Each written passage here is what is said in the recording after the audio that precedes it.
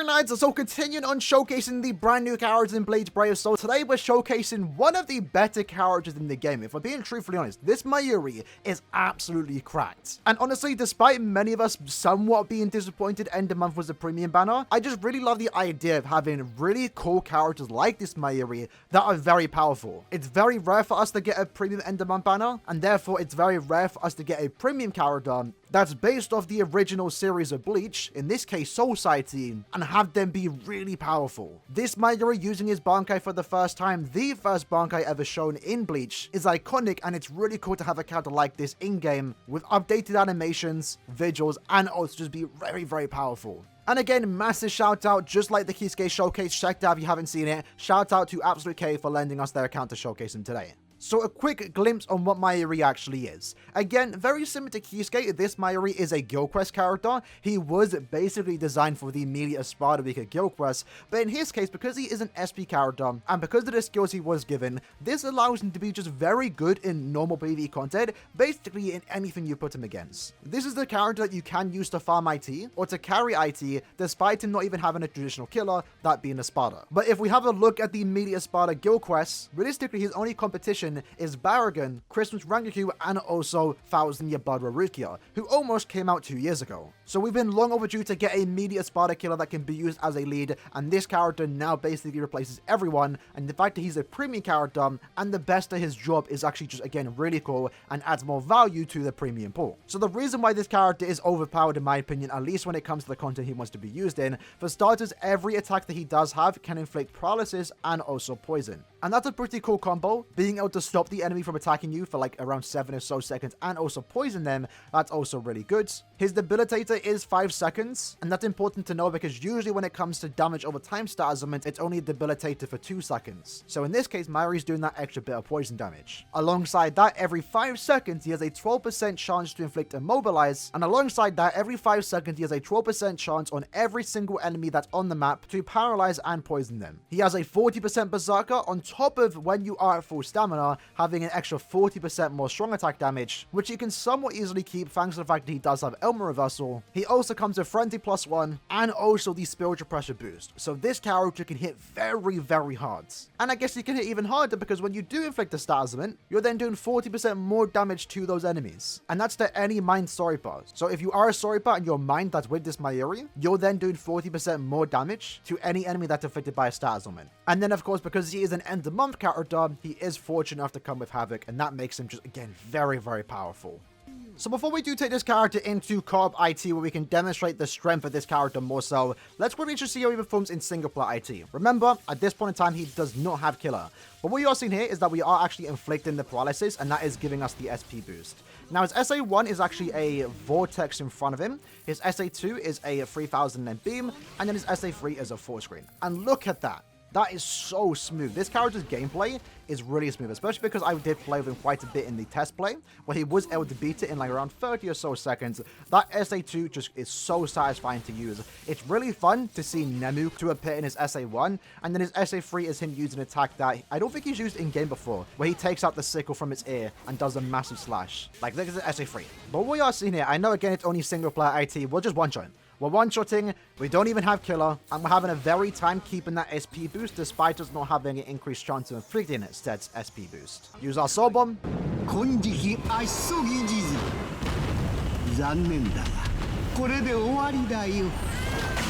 Again, super cool Soul Bomb, man. I absolutely adore that Soul Bomb. And this is why for a very long time I've been wanting premium characters like this, because I'm sure I speak for everyone when I say, you know, we love some seasonal characters. We love 1000-Year Blood War novel characters, but I also want to see premium characters from the original anime get the same love. So with that, that was a 1 minute and 10 clear time. Let's try and go for a faster one. All right, so this time we're going to try and speedrun it just a tad bit because we obviously were waiting a couple seconds just to demonstrate that SP boost. Luckily, it went off straight away. That SA3, man, it's just so smooth to use it.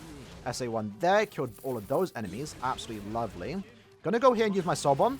Maybe not the smartest thing to do, but our strong attacks are recharging, so just gonna, you know, this room at least, we have our strong attacks already back.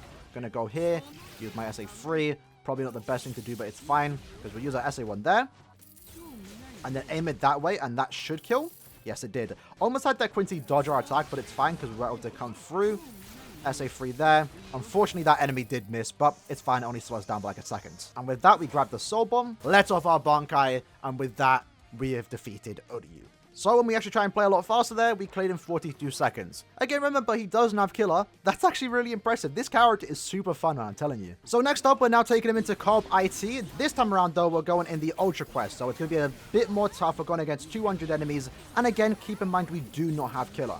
Now, what I did notice there is our damage output is really reliant on actually inflicting stat elements, which isn't really a bad thing, because again, you're going to see for the most part throughout this entire quest is that we're going to have a very easy time inflicting stat elements. Like, it's not going to be tough for him to keep it at all. And when we do have this SP boost, we're able to do a lot of damage here. But keep in mind, we are also using him only 1 out of 5, which is not really normally ideal for a carry, but we'll see how it does go. Now, I think the slowest part of this entire run is probably going to be against the bosses, since we don't have Killer against them. At this point, all the Nelios went down, so it's up to us to get the dub.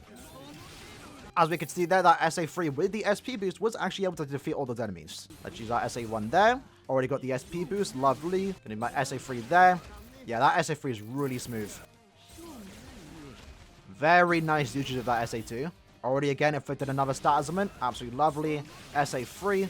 Let's back up. We do not want to get that close to Misaki.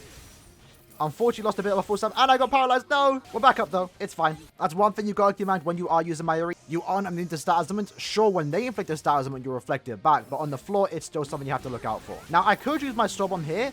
We do have a Tension Type and weakened defense, but I'm going to try and play it safe. So let's go here. Let's use our SA1. Get them a tad bit weak, and then we'll use our Soul Bomb. Like now, for example. There we go. Good damage. Good damage. We do have weakened defense as a bonus ability, so there might have been a good chance we did a lot of damage down our Soul Bomb had I used it maybe straight away. I don't think it'd be able to clean nuke, but still, that was some good performance. Keep in mind, his biggest downfall to a certain extent is the Killer. It's only a Spider Killer, but I still think it was needed for the Guild Quest purpose. And at the very least, he still can be used in IT. We got a 3-minute clear time carrying by ourselves. Only 1 out of 5. Any extra dupes is definitely going to shorten that speed down. And at the same time, we're going against Quincy enemies. We don't have Killer, which usually, when you are using character in IT, you want to have Killer. Yes, he's only going to have Killer against the bosses, but the bosses did slow us down quite a bit. That was probably our biggest struggle in that particular quest. So whenever there are ranked enemies with a Sparta bosses, Mayuri is actually going to be a pretty good lead to use here. Especially if you are a Mayuri fan, right? So what we're going to do next is take Mayuri into the Awakened Quincy King Epic Raid and see how much burst damage he can do.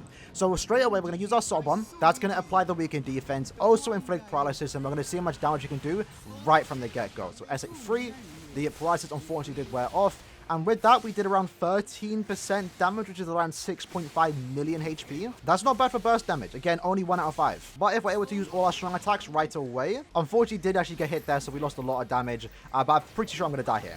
Which is fine. We're able to do around 20% of its HP, which again is around 10 million HP, which is around 10 million HP in around 30 or so seconds. So hypothetically, if you have a lobby full of Mayuris and Lisas, because she's also a bonus, you're going to clear this epic raid actually very fast. And I guess that's the great thing about this epic raid, that the two 50% bonuses, Mayuri and also Lisa, Lisa herself can do quite a bit of damage. And because she's a Mind Sober character, she's getting the full benefit of that Mayuri buff, allowing her to do 40% more damage to enemies that are inflicted by a stat element. And she herself already does 60% more damage to lacerated enemies, so if she does inflict lacerate and you have a Mayuri in your lobby, well then now she's doing 100% more damage. So we're back into the Awakened Yuha Epic Raid. This time we have a pretty good team having, what, 3 Lisas, I'm a Mayuri, and we also have 2 Rukias boosting our damage. And what you can see here is that we're clearing actually very fast here. With everyone doing their damage in just under 10 seconds, we are already on phase 2. But I think a lot of that burst damage is going to wear off if no one else has weakened defense on their Soul Bomb. I will say though, in an epic raid like this where you have to move quite quick, his SA1 can be a hindrance to a certain extent, but you just got to know when to use it. 30 seconds in, we're on to the phase 3. Unfortunately, they're using their Soul Bombs right away, which is not what you want to do. You want to wait a couple seconds to use your Soul Bomb. So that's going to slow us down just a tad bit. And you know, now that I mention it, his SA1 does stop him in place to a certain extent, but it does actually allow you to move quite quick. And in that case, with a full team, you can see that a few of them did take damage, so it wasn't like a 100% perfect run, but with that, we were still able to clear this epic raid in 52 seconds. That is good. And again, I really like the combo bonus here with Mayuri and also Lisa, basically both supporting each other. Mayuri is giving 40% more damage to Lisa when she inflicts a star element, and Lisa's increasing our damage by 20%. Who would have thought that Lisa and Mayuri would be a pretty good duo? But with that said, lads, that was the video for today, showcasing the brand new technical version of Mayuri. Again, another very solid, powerful premium character. This is a character that fulfills a niche that kind of needed to be fulfilled. I mean, I'm someone that has a Max Transcendent Rukia, and I still use her to years later in Guild Quests. I don't personally mind it because she is good at max transcendence to be used there, but at the same time she is a limited character, and at 1 out of 5 she's not as fun to use in Guild Quests. This Mayuri is the best option to use for that Media Sparta Guild Quest leads, which is great, especially because it is a premium character. It's a remake of an iconic Mayuri, and as well, it's just a very powerful premium character, which is what you always love to see in this game. So overall, Mayuri is great, and at the same time, he's also an arena character picking up friendly plus 2-star item plus and poise, was showcased down in another video, so make sure to subscribe for that. So with that said, hope you guys enjoyed the video. In the comments below, let me know what you guys think about this Mayuri, and I'll see you lads next time. Take care, and peace.